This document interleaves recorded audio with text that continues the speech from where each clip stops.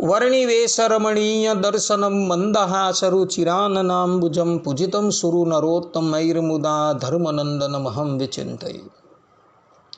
असतो मा षड्गमय तमसो मा ज्योतिर्गमय मृत्युर्मा अमृतं गमय। ओम शांति शांति शांति। अस्मद्गुरु समारंभां नाथयामुनमध्यमां लक्ष्मीवल्लभपर्यन्तां वंदे गुरु परंपरा। આજની જ્ઞાન સભામાં પધારનારા બધા જ ભગવદ્ ભક્તોને વેદાંતાચાર્ય, પુરાણ ઇતિહાસાચાર્ય, એમએ ફિલોસોફી શાસ્ત્રી રાકેશભાઈના હેતપૂર્વક જય સ્વામિનારાયણ. ભક્તો, આજની આ જ્ઞાન સભાની અંદર આપણે બધા એક બહુ જ મહત્વના વિષયની ઉપર વાત શ્રવણ કરશું અને વિષય છે કે ભગવાન શ્રી હરિએ કેવલ વડતાલમાં જ પૂનમ ભરવાનું કહ્યું છે તથા પૂનમના દિવસે કયા વેશાલંકારધારી ભગવાનના દર્શન કરવા, આ વિષયની ઉપર આપણે થોડી વાત શ્રવણ કરશું તો બધા જ શ્રોતાગણો આ પ્રવચન એકાગ્ર મને કરીને શ્રવણ કરે. તો સ્વામિનારાયણ સંપ્રદાયના બધા જ સત્શાસ્ત્રોની અંદર સત્સંગી જીવન એ મોખરાનું સ્થાન ધરાવે છે. કારણ કે આના એક એક પ્રકરણ, એક એક અધ્યાય અને એક એક શ્લોકો સદગુરુ સતાનંદ સ્વામીએ રચી ભગવાન સ્વામિનારાયણે સંભળાવેલા હતા અને ભગવાન સ્વામિનારાયણે એ માન્ય કરેલા હતા. તો એવા આ પરમ પ્રસાદીના સત્સંગી જીવનના ચતુર્થ પ્રકરણના 27મા અધ્યાયમાં ભગવાન સ્વામિનારાયણે વડતાલમાં લક્ષ્મીનારાયણ આદિક દેવોની પ્રતિષ્ઠા કરી એનું વર્ણન આવે છે. એ પ્રતિષ્ઠા કર્યા બાદ ભગવાન સ્વામિનારાયણ પોતાના સ્વમુખે પોતાના આશ્રિતોને સંબોધતા કહે છે કે લક્ષ્મીનારાયણ આદિ નામ સ્વરૂપાણામ તુ દર્શનમ પ્રત્યહમ યે કરિષ્યંતિ તે મોક્ષ્યંત્યેવ સંસ્કૃતે પૌર્ણમાસ્યામ યે ચ ગ્રામાંતરાદ અપી ઇત્યૈષામ દર્શનમ ભક્ત્યા કરિષ્યન્ત્યત્ર માનવાઃ સર્વે મનોરથાસ્તેષાં સિદ્ધમેષ્યન્તિ નિશ્ચિતં ભુક્તિમ તથે સિતામ મુક્તિમ પ્રાપ્સ્યન્ત્યેષાં પ્રસાદતઃ. અર્થાત કે તે આ લક્ષ્મીનારાયણ આદિ સ્વરૂપોનું જેઓ પ્રતિદિન પ્રેમથી દર્શન નિયમથી કરશે તે જનો સંસાર બંધન થકી મુક્ત થઈ જ જશે. વળી જે જનો પ્રત્યેક પૂર્ણિમાએ ગ્રામાંતર પુરાંતર થકી પણ શ્રદ્ધા ભક્તિપૂર્વક અહીં આવીને આ સ્વરૂપોનું દર્શન કરશે તેમના સર્વ મનોરથોની નિશ્ચય સિદ્ધિ થશે. એટલે તેઓ આ લોકમાં ઈપ્સિત સુખને પામીને પરલોકમાં નિઃશ્રેયસને પણ એમના અનુગ્રહ થકી પામશે, એમાં સંશય નથી. આ પ્રમાણે ભગવાન સ્વામિનારાયણે કેવલ ને કેવલ વડતાલની અંદર જ પૂનમના દિવસે દર્શન કરવાની આજ્ઞા પોતાના આશ્રિત એવા સત્સંગીઓને આપેલી છે. આના દ્વારા એ વાતનું પ્રતિપાદન થઈ જાય છે કે સંપ્રદાયના માન્ય પ્રબંધ એવા સત્સંગી જીવન અનુસાર કેવલ ને કેવલ વડતાલમાં જ પૂનમ ભરવાનું મહાત્મય છે, બીજા કોઈ સ્થાનોની અંદર નથી.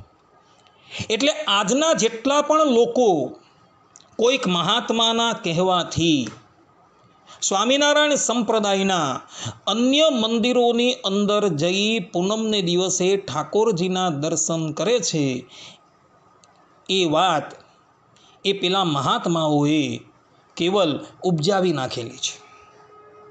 કારણ કે સંપ્રદાયના મૂળભૂત પ્રબંધની અંદર તો ભગવાન સ્વામિનારાયણે કેવલ ને કેવલ વડતાલની અંદર જ પૂનમ ભરવાનું કહેલું છે, અન્ય સ્થાનકોની અંદર નહીં. હા, ભગવાન સ્વામિનારાયણ સ્વધામ પધાર્યા બાદ બીજા બધા ગ્રંથોની અંદર તે સ્થાનની અંદર પૂનમ ભરવાનું કહેલું છે, એ વાત અન્ય સ્થાને છે. પરંતુ વડતાલની અંદર જે ભગવાન સ્વામિનારાયણે લક્ષ્મીનારાયણ આદિક દેવોની પ્રતિષ્ઠા કરી દરેક સત્સંગીઓને આશીર્વાદ આપેલો છે કે જે પણ કોઈક મુમુક્ષુજન પૂર્ણિમાએ ગ્રામાંતર પુરાંતર થકી પણ શ્રદ્ધા ભક્તિપૂર્વક અહીં આવીને આ સ્વરૂપોના દર્શન કરશે તેમના સર્વ મનોરથની નિશ્ચય સિદ્ધિ થશે. આ પ્રમાણે ભગવાન સ્વામિનારાયણે કેવલ ને કેવલ વડતાલમાં જ પૂનમ ભરવાની આજ્ઞા કરેલી છે. બીજા કોઈ સ્થાનોની અંદર આ પ્રમાણેની આજ્ઞા કરેલી જોવા મળતી નથી. અને એ ભગવાન સ્વામિનારાયણની આજ્ઞાથી સ્વામિનારાયણ સંપ્રદાયના કેટલાય અનુયાયીઓ દર પૂર્ણિમાના દિવસે વડતાલ પૂનમ ભરવા માટે જાય છે. તો પૂનમના દિવસે કયા વેશા અલંકારધારી ભગવાનના દર્શન કરવા, તો એ સંબંધમાં પ્રેમાનંદ સ્વામી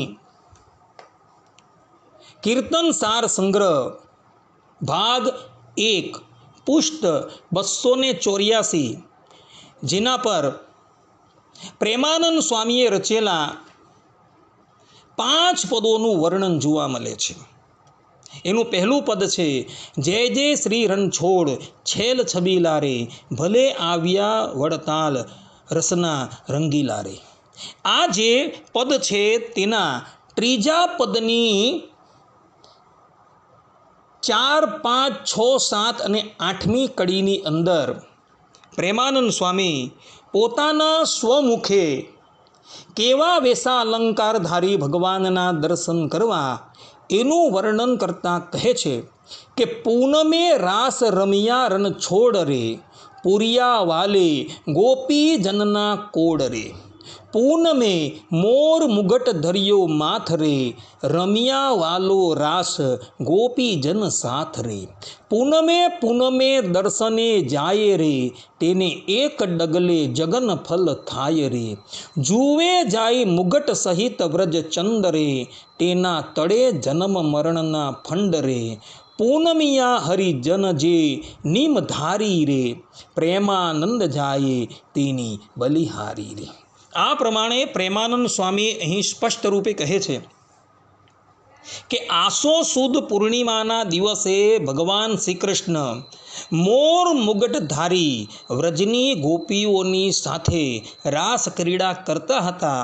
તેને લઈને દર પૂર્ણિમાના દિવસે ભગવાન શ્રી કૃષ્ણને મોર મુગટ ધરાવવામાં આવે છે. કારણ કે ભગવાન શ્રી કૃષ્ણએ આસો સુદ પૂર્ણિમાની દિવસે ગોપીઓની સાથે જ્યારે રાસ ક્રીડા કરી હતી ત્યારે મોર મુગટ ધારણ કરેલો હતો. અને એને લઈને દર પૂર્ણિમાના દિવસે ભગવાન શ્રી કૃષ્ણને તથા રણછોડરાયને લક્ષ્મીનારાયણ દેવને મોર મુગટ ધરાવવામાં આવે છે.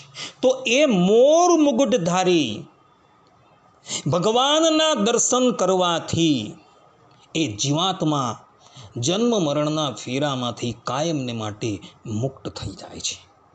આ પ્રમાણે મોર મુગટધારી ભગવાન શ્રી કૃષ્ણના દર્શન કરવાને અર્થે પૂનમને દિવસે બધા જ હરિભક્તો વડતાલ જાય છે.